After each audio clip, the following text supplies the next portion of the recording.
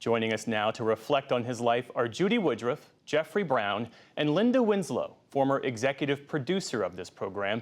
They all worked with Robin over many years.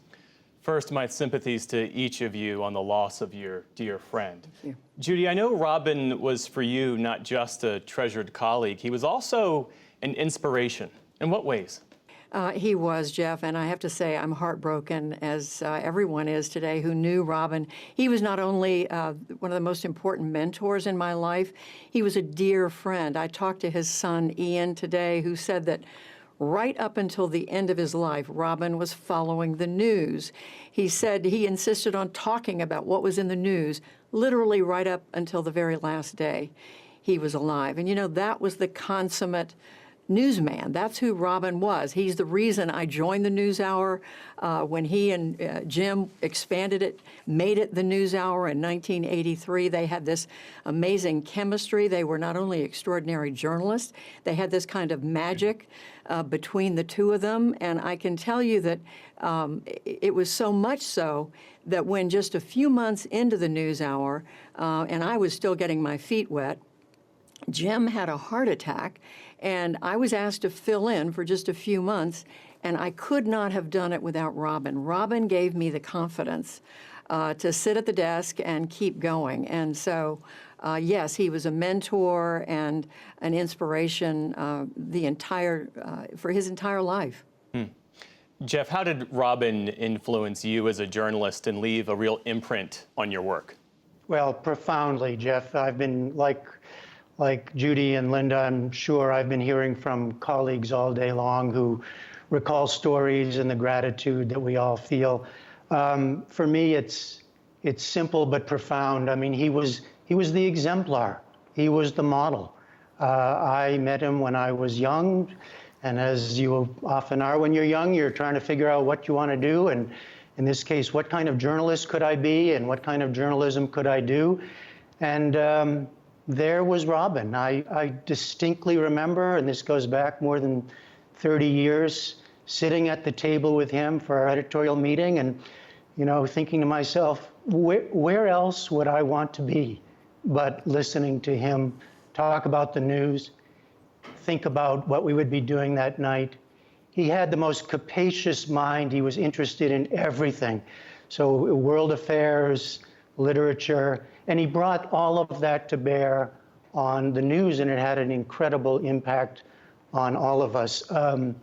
Look, I mean, you're lucky in life to know a few people that have that kind of effect. I can say, without any question, I would not be sitting here today without the influence of Robert MacNeil. I dearly admired and loved him. Linda, does that resonate with you? Absolutely. It's the same man. We all knew the same man. He was a mentor and a colleague, but he was also just a great, fun human being to be around. And I remember a trip we took. We were covering the Reagan-Gorbachev summit in Moscow in '88. And, you know, there was an awful lot of interviewing to be done about submarine-launched ballistic missiles. But he insisted at one point that we were going to go out and interview Yevtushenko, the Soviet-Russian poet, because that's the kind of guy he was, and that's who he was most interested in talking to as long as he was in Russia. And he did a spectacular interview, but he also stuck to his guns on the other stuff. We also had some fun with his former colleagues at NBC who were up on the roof of our hotel having a much more lavish meal than we were having down in our workroom. And Robin managed to go up there and catch some free caviar for all of us, which I will be always grateful to him for. Well, help us understand the working relationship and the friendship he shared with Jim Lehrer.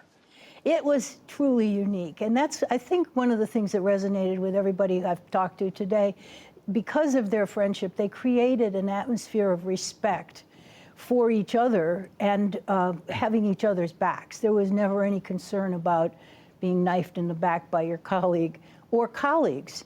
And as a result, we worked in an environment where we respected the audience, as he said in that piece Jeff just showed us, and respected each other and respected the staff, as well as the news and the newsmakers and guests who came on the program. Everyone was treated equally. Yeah. Jeff Brown, tell us more about the early days, what it was like working alongside Jim and Robin. Well, you know, the thing that really strikes me, and I want to refer to that memoir that Robin wrote called Wordstruck. That was Robin. Robin was wordstruck. It was even his email address.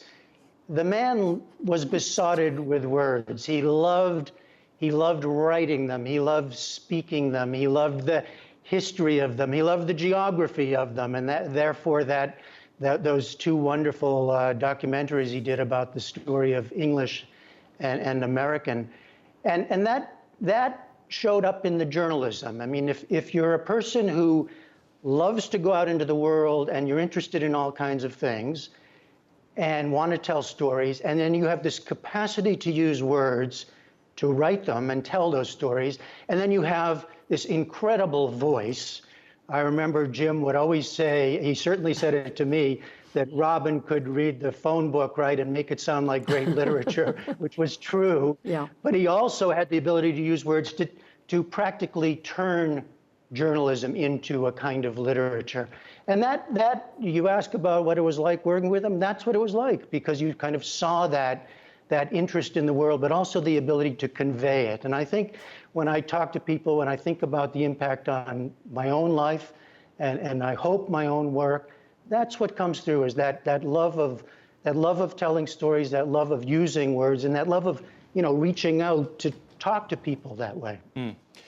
Judy, Amna is traveling on assignment today, but we traded messages earlier about how Robin's influence, his sober approach to the news, the pursuit of truth above all else, how that is really evident in the work that we do. As we wrap up this conversation, I'd like to invite you to weigh in on that. How is his legacy manifest in this program even today?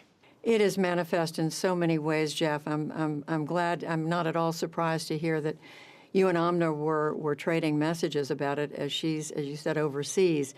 Robin just exuded the kind of excellence in journalism, the belief that journalism can make a difference, the belief, frankly, that journalists shouldn't take ourselves too seriously.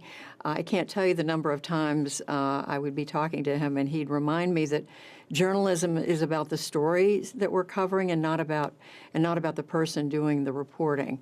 And that's been such an important part of, I think, the NewsHour ethos, that we are about.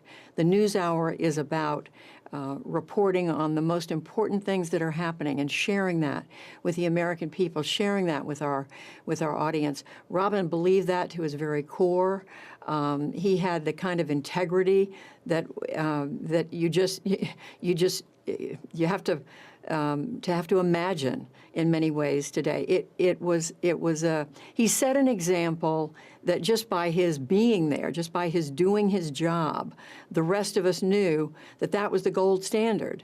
And he was supportive always of the rest of us. I always knew that Robin had my back, and as Jeff has mentioned, the chemistry that he and Jim had together, it was this sort of, I call it kind of a magic pixie dust, that made the program what it is, and that will make sure that this is a program that endures for a long, long time to come.